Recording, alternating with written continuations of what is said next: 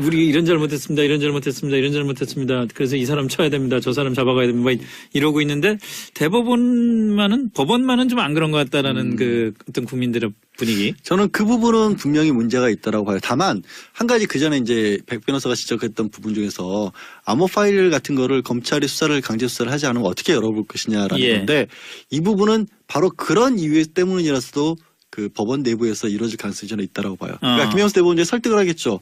당신들의 이런 부분에 동의를 안 해주고 끝까지 버티면 지금 이런 여론화에서는 우리가 수사를 받게 되는 초유의 일이 벌어질 수도 있다. 그것까지 바라느냐라고 한다는 게 일종의 카드가 될 수도 있을 것 같아요. 그 결국 이제 다른 것 다 뭐 여러 PC도 아니고 임종원 전 법원행정처 차장의 PC 하나잖아요. 그렇죠. 그 PC에 760개의 파일이 있는데 그게 다 암호가 걸려 있어서 460개 그렇죠. 300개는 삭제돼 460개 남은 건데 그게 동의를 받아야 되는 거예요? 그러니까 아니 동의도 당연히 동의를 받아야 되죠. 그게 뭐 강제적으로 누구 컴퓨터에 파일을 막 마음대로 열 수는 없잖아요. 근데 저는 아까 아니 이제 왜냐하면 뭐 우리 일반 기업체도 그런 경우가 많습니다만 공문서 같은 경우 검찰이 수사하면 가능하죠. 아니 검찰 수사 이전에 상당수의 경우에 이제 업무를 위해서 만든 그 컴퓨터 파일 같은 경우에는 이게 자기 개인의 어떤 자료로 그 인정해주기보다는 공문서로 인정해주면은 그거는 자기의 권한이 아닌 경우들이 많은데 법원 같은 경우야말로 특히 그러지 않나 싶어서. 근데 지금 현실적으로는 뭐 그 부분에 대해서 동의를 하지 않으면 열 수가 없으니까요. 일단 암호 자체를 알 수가 없으니까. 근데 그런 문제가 발생을 하는 건데 이제 문제는 일단 법원에서는 야 이거 검찰이 우리 들어와서 우리를 뒤지고 수사하는 거는 옳지 않다라고 생각하는 기조가 깔려 있잖아요. 물론 그렇겠죠. 당연히 깔려 있을 수밖에 없는데 문제는 이걸 열었을 때 이제 열었다고 가정을 해보죠. 열었는데 정말 특정한 성향을 가지고 있는 판사들의 불이익을 주거나 뭐 그런 내용들이 쭉 포함이 돼 있으면 그 자체로 직권남용죄가 돼버려요.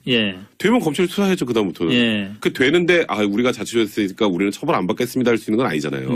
그러다 보니까 이게 자체적으로 뭔가를 해결하려고 하는 것보다는 그와 관련돼서 수사를 진행하는 게 낫다라고 생각하는 국민들이 50% 이상이 되는 게 그런 이유 때문에 생각이 좀 듭니다. 아까 지적하신 부분처럼 사기업도 그렇고 사실 공기업도 마찬가지입니다. 이건 법원에 판례도 있어요. 공기업에서도 공무원이 자기가 사용하던 컴퓨터 파일들 상사가 바로 그 업무와 관련된 부분을 열어보는 거는 당연한 일이라고 돼 있는데 법원에서만 이걸 가지고 싸우고 있어요. 그것도 저는 되게 약간은 어이가 없어요. 법원 스스로 만들어낸 판례상으로도 이거는 공적인 업무로 개인 컴퓨터가 아니기 때문에 업무상 작성된 파일에 대한 권한은 국가가 가지고 있는데 그거를 못 열어보게 막는다는 것 자체가 안 되는 거거든요. 심지어 사기업 같은 데서는 무슨 정보 같은 거 빼갈까봐 스마트폰 PC 같은 거 조사까지 하잖아요. 그냥 저기 다 일일이 그 사실상의 허락받은 검열을 가능하도록 만들어 놓죠, 사기업은. 그러니까 그런데 비춰봤을 때 안 되는 일인데 법원은 성역처럼 지금 굴고 있거든요. 그거 부분을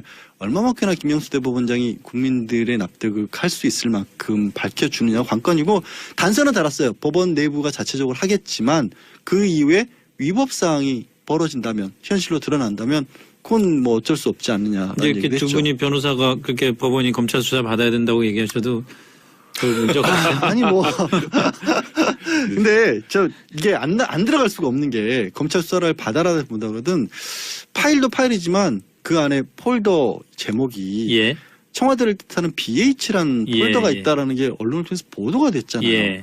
그거는 안 밝히면요. 그냥 대법원은 계속 국민들이 계속 의심할 수밖에 없는 상황에 놓여 있어요, 지금. 그런데 말이죠.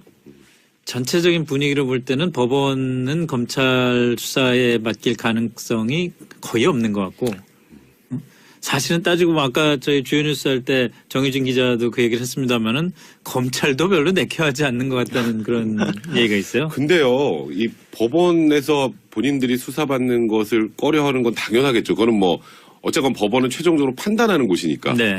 그럼에도 불구하고 법원의 내부에서 지금 무언가 범죄라고 의심이 되는 그런 내용들이 포함이 돼 있다면 거기는 성역은 아니에요. 그러니까 뭐 법원에서 검찰에 맡긴다라는 표현이 아니라 검찰이 여기서 위법이 드러나면 수사를 하는 게 당연하죠. 법관은 나쁜 짓 해도 처벌하면 안 되나요? 그러니까 법원 입장에서는 자체적으로 다 조사를 해서 정말 뭐가 드러나면은 법원이 주체적으로 검찰에 고발하는 형식을 통해서 수사를 받게 한다든지 그러고 싶은 거지 막 검찰이 막 들어와가지고 법원 행정처 와서 압수수색하고 뭐. 근데 문제는 이번에 이제 김영수 대법원장이 밝힌 것처럼 이제 새로운 기구를 만들어서 이 철저하게 이제 진상을 다 규명하겠다 하는데 그게 미흡할 경우에가 문제가 되는 거죠. 일단 그러니까. 뭐 발표 내용을 보면 아마도 지금 우리가 말하고 있는 그 삭제된 300개를 제한 460개 파일을 어떻게든 열어보겠다는 입장인 것 같아요.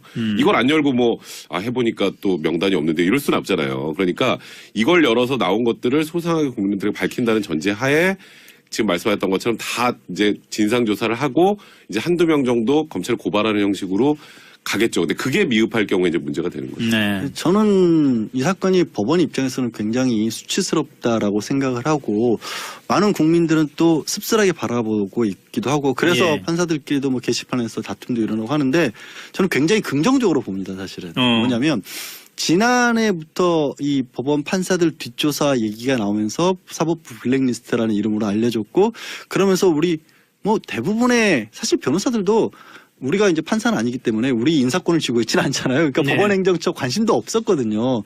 국민들도 그런 것들을 잘 모르고 있다가 소득에 영향을 미치지 않네.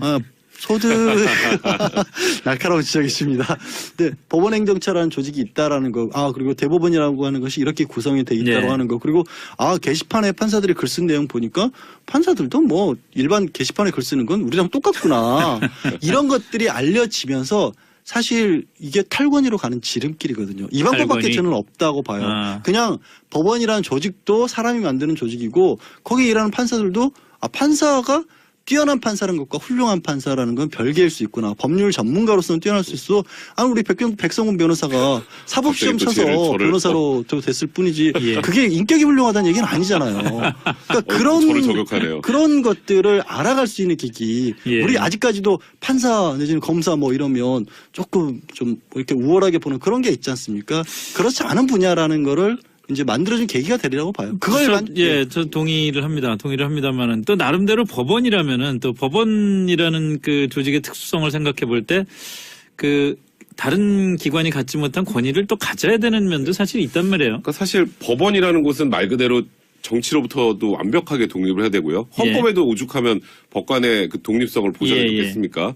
그리고 우리나라에 생기는 모든 분쟁들을 최종적으로 판단해 주는 곳이기 때문에 이게 이런 방향으로 뭔가 국민들의 신뢰를 얻으면 판결을 승복하지 못하게 돼요. 국민들이. 그래서 법원이 확실히 권위를 가져야 되는 건 맞으나 그 권위를 그냥 뭘 해도 다 인정을 해주는 것이 아니라 이런 걸 통해서 진상을 규명해서 잘못된 것을 바로 잡아야 어찌 보면 앞으로 향후에 재판에 대한 국민의 신뢰성을 더 확보할 수 있는 거죠. 그런 의미의 진통이라고 봐야 되지 않을까. 그러니까 저는 탈권이야말로 권위를 찾을 수 있는 방법이라고 봐요. 그러니까 지금 얘기로 들고 온 것처럼 아직도 실행이 안 되고 있는데 대법원 규칙 바꿔서 TV 중계하는 거. TV 중계해야죠. TV 중계하고 뭐 왜 하는지 모르겠어요. 그러니까 국민 참여 왜 안 하는지 국민 참여 재판 같은 거 늘려서 배심원단들이 적극적으로 의견 개진할 수 있도록 하고 그래야 누가 봐도 이 부분에는 그 수긍이 간다라는 쪽에서 권위를 가져야죠. 예전처럼 맞습니다. 벽을 쌓아놓고 우리가 하는 것에 토달지 마 이런 그 벽은 안 통한다는 거죠. 저는 사실은 그 100% 동의를 하고요. 어떤 면에서 보면 제가 이제까지 취재를 하거나 뭐 책을 읽거나 그러면서 배운 사례들을 보면은 어떤 그 민주주의가 더 많이 꼽힌 나라일수록 사정기관, 경찰이나 뭐 검찰이나 또는 법원 이런 데들의 권위가 더 높고 강해요. 그럼요. 그러니까 그만큼 스스로 투명하고 스스로 국민들의 그 동의와 지지를 얻는 기관일수록 권위가 강할 수 있는 미국 경찰 같은 데 보면요. 저도 실제로 워싱턴 DC에 있으면서 목격을 했는데 진짜 시위 같은 거 하다가 그 폴리스 라인 넘어가면은 정말 무자비하게 두드려 패요. 그럼요. 정말 놀랐어요. 미국 막 체격도 막 나보다 한 3배, 4배 되는 사람들이 그때 저 기억이 나지만 그 한미 FTA 반대 시위를 하러 우리나라 이제 그 시민단체 거기서 워싱턴 DC까지 와가지고 삼보일배를 미 의회에서 백악관까지 와서 했는데 삼보일배 하는데 이 사람들을 경찰들은 뭐 또 보호도 해야 되니까 그 차도 회사니까 지켜주려고 짜고 오는데 그 우리 시민단체 정말 폴리스 라인 1cm도 안 넘고 조용히 그냥 감이 못 넘죠. 판사도 마찬가지예요. 지금 뭐 예를 들어서 아까 제가 말씀드렸죠. 미국 판사들은 오히려 배심원 제도이기 때문에 결정할 수 있는 권한은 없어요. 절차 진행만 엄중하게 하기 때문에 권위가 없을 것 같은데 여기 야구장 있지 않습니까? 예. 우리 백 변호사 야구도 좋아하는데 예. 만약에 백성문 변호사가 판사이고 미국이었다면 백 변호사가 뭐 백성문 판사라고 목동 야구장 가졌습니까? 네. 프로야구 중계하는 데서 백성문 판사님 야구장 오셨습니다라고 안내 방송을 할 정도예요. 그 정도로 오히려 더 권위를 세워줘요. 글쎄 말입니다. 우리도 빨리 좀 이번 기회를 통해서라도 투명한 법원을 만들어서 그런 권위가 있는 법원이 될 수 있으면 좋겠다는 생각이 드는데 또 말이죠. 오늘 서울지방변호사회가 2017년도 법관 평가 결과를 왜 이렇게 어렵냐? 법관 평가 결과를 공개했는데 이거 해마다 하는 거잖아요. 네, 뭐 저희들도 다 냅니다. 두 분이 너무 그냥 심하게 평가를 하셨나? 정말 아니에요. 이런 판사가 있어 그런 경우들이 굉장히 많더라고요. 이게 좀 없어질 만도 한데요. 이게 매년 예. 어쨌건 서울지방변호사에서 진행을 하면서 매년 정말 놀라운 발언들이 항상 나오는데 이번에도 또 어김없이 좀 소위 말하는 그 막말 판사들이 좀 있었던 것 같아요. 특히나 그 성차별적인 발언들. 일단 또 그런 것도 있었어요. 70대 노인이 이혼을 하려고 하는데 그렇게 살면 행복하세요? 그거는 사실 그 원피고들한테 가슴에 비수를 꽂는 얘기잖아요. 당연하죠. 그리고 이제 또 여자 변호사가 막 이제 지금 뭐 관련해서 뭔가 문제를 제기하니까 여자가 그렇게 말하는 거 사람들이 싫어해. 참. 정말 제가 말하면서도 좀 민망을 한데 직접 겪어본 적 있어요? 재판에 저는 참석해서? 좀 사실 그 앞에서 재판장에게 대들 수는 없으니까 예. 우리 지금 사건을 판단해줘야 되니까 근데 다소 모욕적인 상황은 몇 번 있었어요. 근데 그럴 때 이제 꾹꾹 참으면서 내가 의리니까 참아야지 그러고 말았는데 예. 요즘에 이제 그런 문제들이 많이 생기다 보니까 이제 서울지방변호사 이렇게 법관 평가를 하게 된 거거든요. 이제는 좀 법원 내부에서 정말 그냥 우러러서 존경할 수 있게 만들어주는 분위기가 좀 됐으면 좋겠습니다. 강 변호사는 어떠세요? 그런 경험 있으세요? 판사들 중에서 변호사들 사이에 블랙리스트가 있어요. 그러니까 어느 재판부에 우리가 배당이 됐다 그러면 그때부터 인상 팍팍 쓰는 거죠. 이거 재판 끝날 때까지 어떻게 견디나. 그러니까 진행이라든가 이런 것들이 변호사 그러니까 입장에서 재판의 내용이나 성향과 무관하게 그렇죠. 어떤 사건이건 저 재판부로 들고 가면 그때부터 고생이다라는 그런 판사님들이 있는데 그분들이 그렇다고 저는 구별을 해야 될 게 재판을 잘못한다, 판단을 나쁘게 한다 이런 뜻은 아니라고 봐요. 그러니까 법률 전문가로서 훌륭한 부분은 분명히 있어. 뛰어난 부분이 있지만 훌륭한 인격과는 별개 상관없는 거고 서울지방변호사협회에서 이것도 한 10년 가까이 하는데 참 안 바뀌거든요. 그러니까 매해 명단에 올라오신 분들이 또 올라오세요. 그만큼 법원을 바꾸기가 어렵다는 건데. 그런 분들이 벌써 10년 됐으면 그런 분들이 뭐 승진이나 좋은 보직에 가는 경우는 많습니까? 별로 없습니다. 사실. 그나마. 그러니까 그나마. 근데 그게 변호사들이 뭐라 그래서가 아니라 그런 분들은 이제 아무래도 의뢰인들이나 이런 분들이 뭐 법원에 탄원서 같은 것도 내기도 하고 그래서 주변에 이제 평가 자체가 안 좋은 거죠. 그러니까 이제 이런 것도 있어요. 사실 무죄 추정의 원칙이라는 거 우리 뭐 귀에 박히도록 많이 들은 말이지 않습니까? 근데 이제 보통 변호사들 입장에서도 이제 의뢰인이 무죄 취재 변론을 해달라면 무죄 주장을 하잖아요. 내가 이만큼 얘기하는데 계속 무죄 변론을 할 겁니까? 라는 판사들도 있었고요. 이건 완벽하게 예단을 드러내는 거거든요. 예단은 절대 드러내면 안 돼요. 그렇겠죠. 지금 재판하는 과정에서 내가 유죄 판결이 나오겠구나라고 그렇게 판사 입을 통해서 확인이 되면 안 되는데 이런 일들도 있고 이제 피고인 증인 신청하려니까 왜 반성하지 않을까? 증인 신청을 막으려고 왜 반성하지 않고 그런 증인을 신청하세요라고 하는 판사들도 있고 이런 것들은 재판 진행 자체가 공정하지 못한 거기 때문에 이런 문제가 굉장히 심각하죠. 그러니까 이게 안 그런 판사님들이 훨씬 더 훨씬 많아요. 많죠. 물론 비교할 수 없을 만큼 많은데 왜 반복이 되냐면 법원 조직이 또 특수성이 우리가 합의부라고 얘기를 하지만 부서운데도 사실 판사 3명이거든요. 판사 3명이 그냥 그 재판부 2년 내지 3년 동안 계속 끌고 가는 거고 각자 다른 부에서 일어난 일들 그리고 각기 단독 판사들은 다른 단독 판사가 하는 일들에 대해서 간섭 안 하는 게 철저한 어떤 법원 내의 또 원칙이기도 해요. 그게 이제 법관의 독립을 보장해 준다는 것 때문에 그래서 인사 시스템에 있어서 이런 것들을 온당하게 보는 방법이 없는 겁니다. 그러니까 위에서 제가 알기로는 2000년대 중반까지만 해도 그런 시도가 있었어요. 일반 사원들 국가평가하듯이 판사들에 대해서도 그러니까 공개된 방법으로 인사평가를 했었는데 무슨 일이 벌어지냐면 나중에 판사들이 그걸 받아보고 자기 고가가 안 좋지 않습니까? 그럼 옷 벗고 나가서 변호사하는 겁니다. 이거 어차피 나 승진 못하게 되네. 그래서 그 부작용 때문에 없앴는데 저는 다시 도입을 해야 된다고 봐요. 왜 그게 없으니까 뒷조사를 했던 겁니다. 그리고 이제는 그걸 해도 부작용이 있을 가능성이 별로 없는 게 이제는 이제 사법시장이 그 변호사 시장이 워낙 꽉 차갖고 옷 벗고 나왔다고 무조건 돈 벌 수 있는 거 아니거든요. 이제는 정상적인 오히려 차라리 인사평가를 하는 시점이 들어왔다고 봐요. 사실 그래서 서울지방변호사협회에서는 지금 이렇게 이제 소위 법관 평가를 한 게 내부 인사고과에 좀 반영이 됐으면 하고 생각을 계속해요. 그렇겠죠. 뭐 네, 근데 이제 법원에서는 하는 거겠죠. 법원에서는 이걸 뭐 반영을 안 한다고 하니까 이런 일들이 아까 말씀하셨던 것처럼 작년에도 올라왔던 판사분이 올해 또 올라오고 한 3년 연속 올라오시는 분들도 있고 그분들이 이걸 받아보고 뭔가 본인이 실질적으로 불이익이 오면은 좀 고치려고 노력을 하겠죠. 근데 안 하는 거예요. 똑같이. 그러니까 이제 사실 법원에서도 변호사들 어찌 보면 외부의 존재, 외부의 시각이지 않습니까? 외부의 시각을 좀 내부로 좀 받아들일 수 있는 노력을 하는 것도 어찌 보면 법원의 권위를 세우는 또 굉장히 중요한 요소가 될 수 있지 않을까 개인적으로 생각이 드네요. 국민참여재판이 도입되고 나서는 좀 어떤 변화가 있습니까?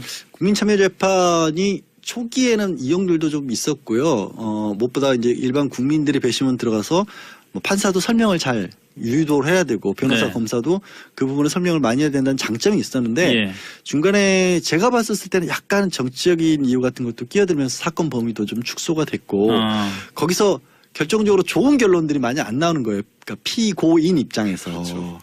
그러니까 어차피 국민참여재판은 피고인이 신청을 해야 되니까. 피고인이 신청하는 게 원칙인데 확률상 뭐 이게 해봤자 별로 득이 안 될 것 같아요. 득이 안 된다. 그리고 오히려 이제 좀 뭐라고 할까 좀 나쁜 사람이죠. 대부분의 경우에 피고인이나 형사재판이니까 그 별로 도움을 못 받는다는 게 약간 피고인들 사이에도 소문이 나서 그런지 그렇게 크게 도움은 안 되는데 조금 더 적극적으로 줘야 된다고 봐요. 저는 일부 사건이라도 결정 권한 자체를 늘린다거나 아니면 직권으로 좀 배당하는 것도 좀 늘린다거나.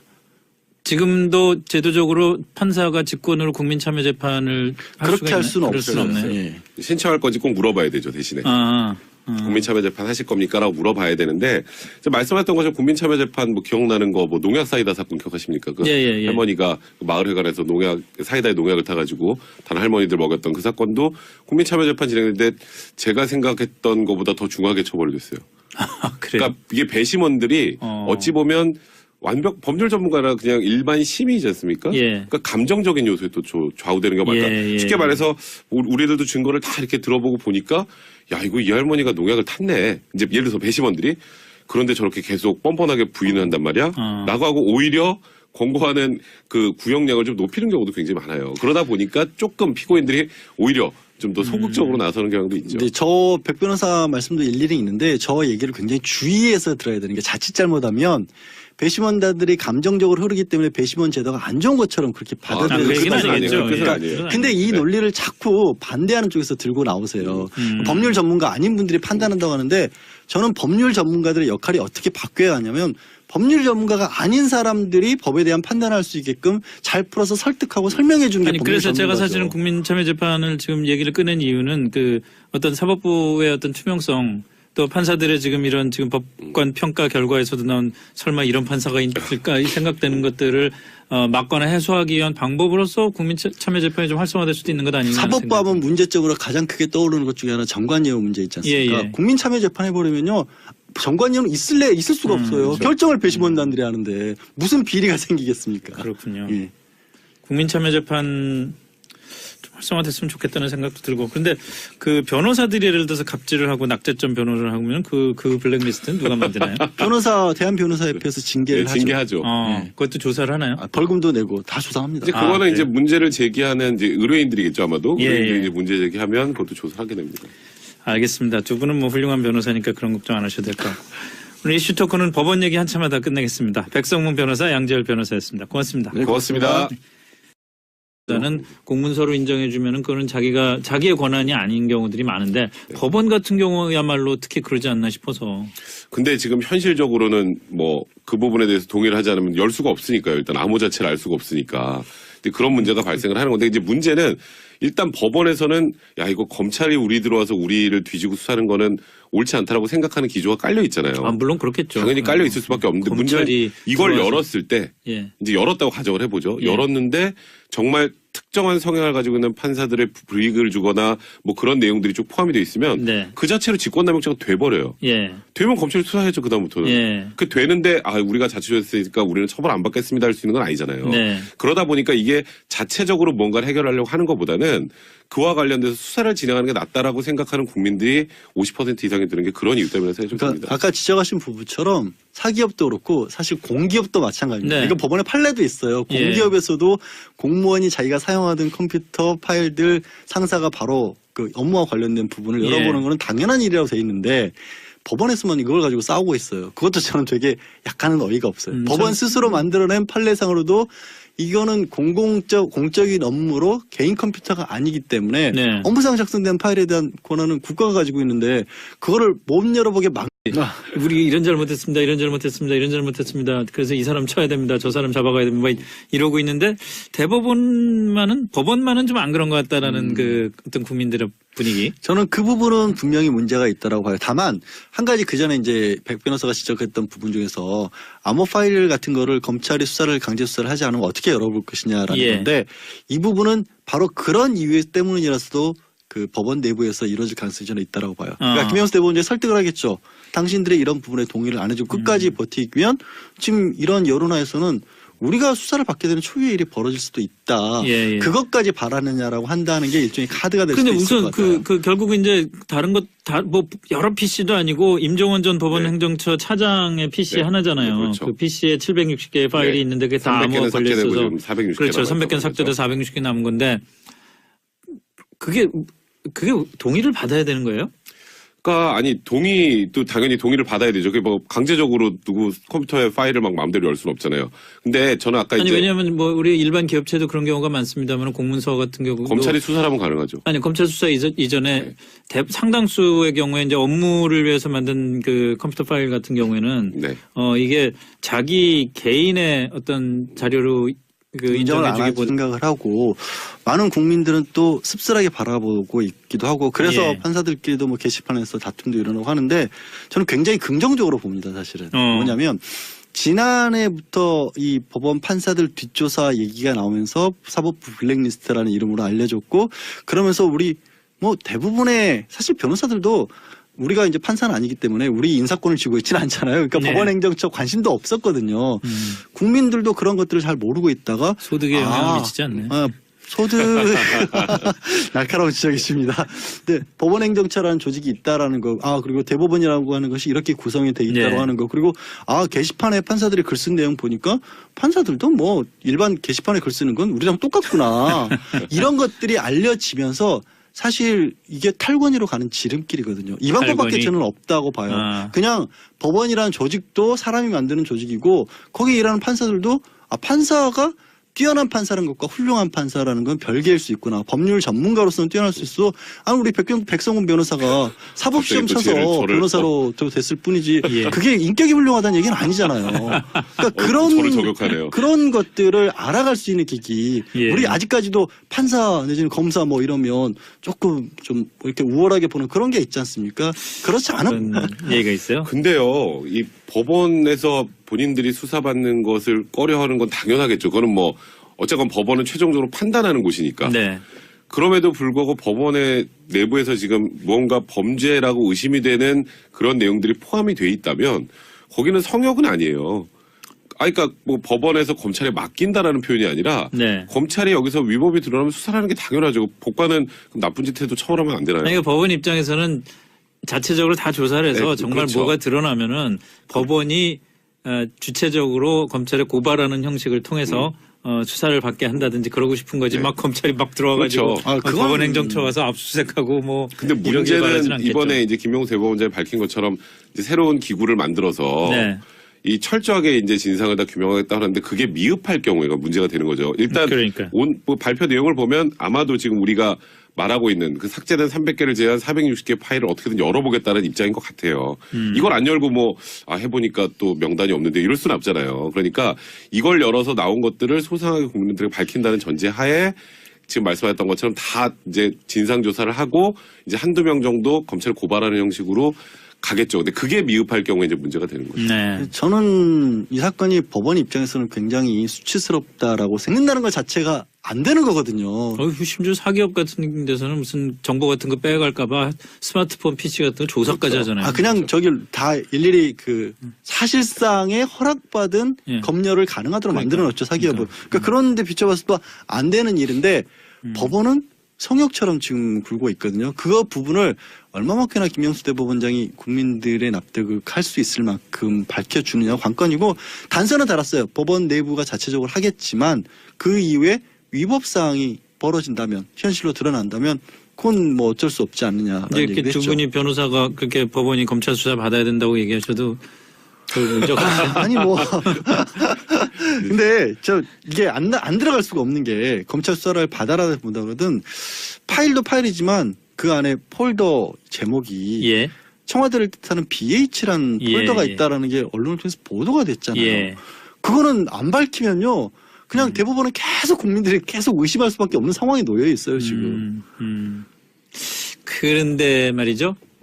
전체적인 분위기를 볼 때는 법원은 검찰 수사에 맡길 가능성이 거의 없는 것 같고 사실은 따지고 보면 아까 저희 주요 뉴스 할 때 정유진 기자도 그 얘기를 했습니다마는 검찰도 별로 내켜하지 않는 것 같다는 그런